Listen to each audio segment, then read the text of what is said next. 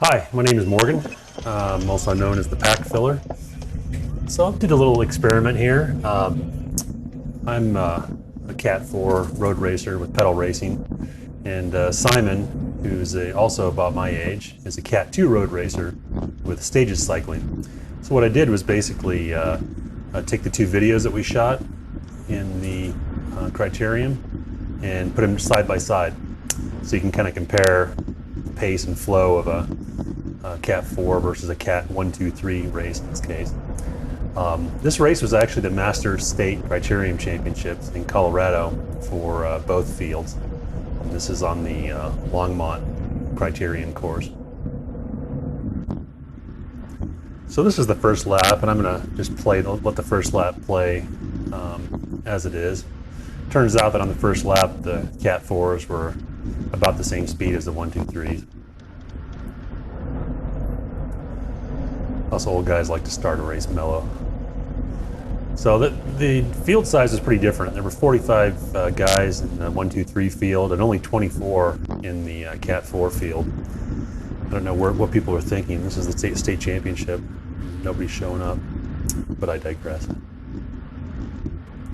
So this is the Longmont course. It's an L-shaped course. We're coming down the fast backstretch. This is a little bit uphill. Yeah, so on the first lap, we were the Cat 4s were 1% slower than the Cat 1-2-3s. And it's really hard to actually get a hard measurement of speed because of our relative location within the group, especially in the 1-2-3s. When there's a breakaway or things are stringing out, the group could be, 10 seconds long. So there we go. We just crossed the finish line. All right, so we're going to move on to lap 5, and here I'm playing the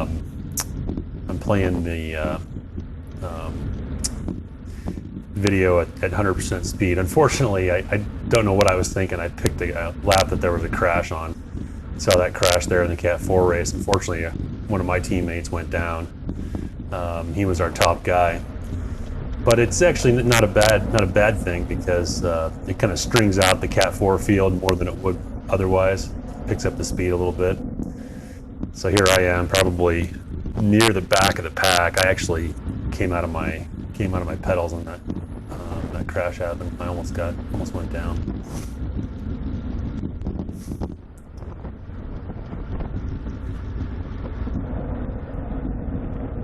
So unfortunately, like the rest of the world, Simon uses metric and I use imperial in my videos, so you can't get a exact comparison of the speed. But for those of you watching from another country, you can at least have a rough conversion between metric and imperial at all times, which is nice.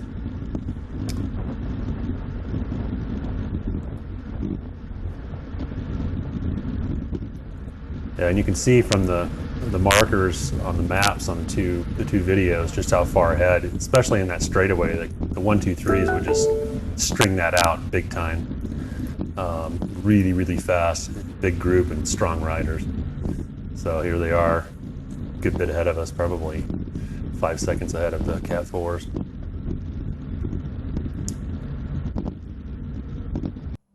Okay, so what I'm going to do next is take the same laps, but actually play the Cat 4 race at 107% speed, which has the effect of essentially approximately synchronizing the two races. If the speed was just perfectly 7% slower in the Cat 4s, then it would be synchronized in every turn. But you can tell that here the 1-2-3s are into that first turn much faster than we are.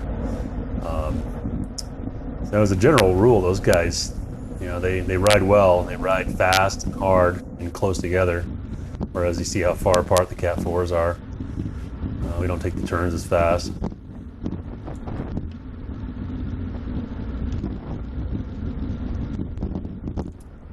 Now we've about synchronized. I'm playing catch up here, as you remember.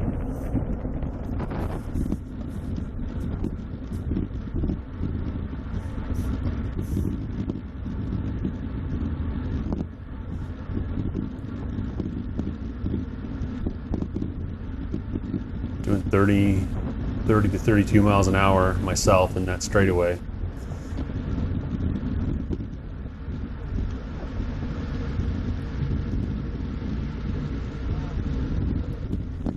And you can see here the Cat 4s, when they bunch up, they're usually 4 abreast, even in a field that's, now we're down to, I think we're down to 21 or 22 riders, and even then we're all bunched up like that. Whereas the Cat 1, 2, 3s, they do a good job of stringing it out. All right, so I'm going to move on to the last lap and just play to 100% speed.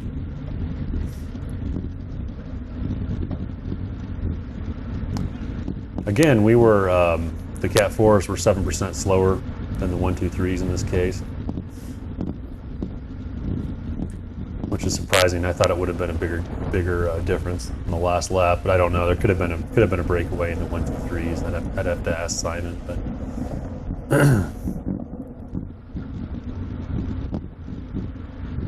Again, we're playing this. The Cat 4 clip is getting played at 100% speed here. We'll repeat it and play it again at 107% speed, just so you can synchronize the turns.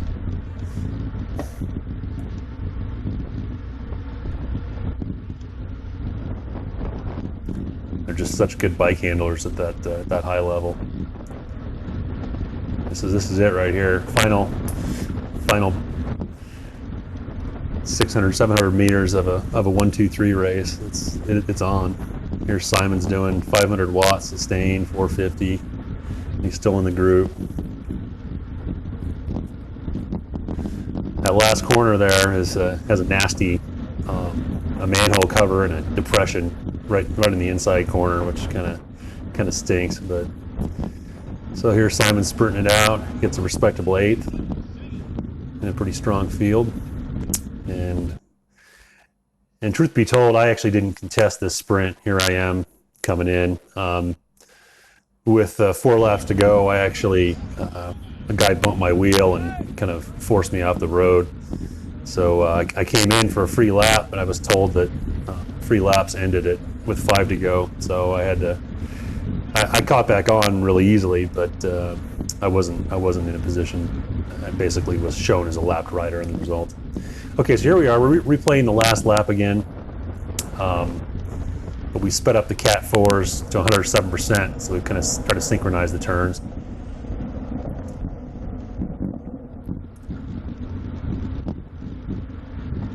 Yeah, you can just tell it's just really aggressive bike handling with the 1, 2, 3s. And even though it's been sped up, you can tell that the lean into the turns isn't as aggressive with the Cat 4s. And we're usually at least 2 abreast, whereas they're strung out pretty wide on the 1, 2, 3s.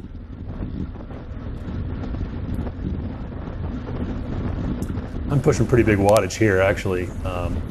I had a bad wheel here. This guy has a gap open up, so.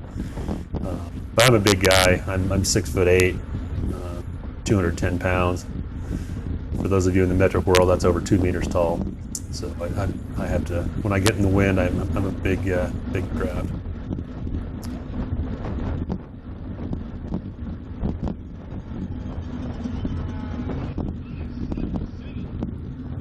All right, so that's a wrap.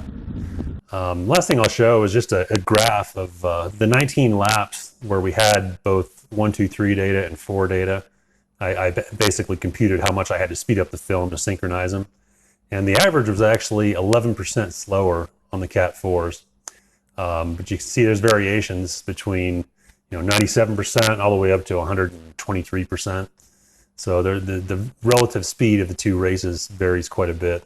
But on average, about 11% slower.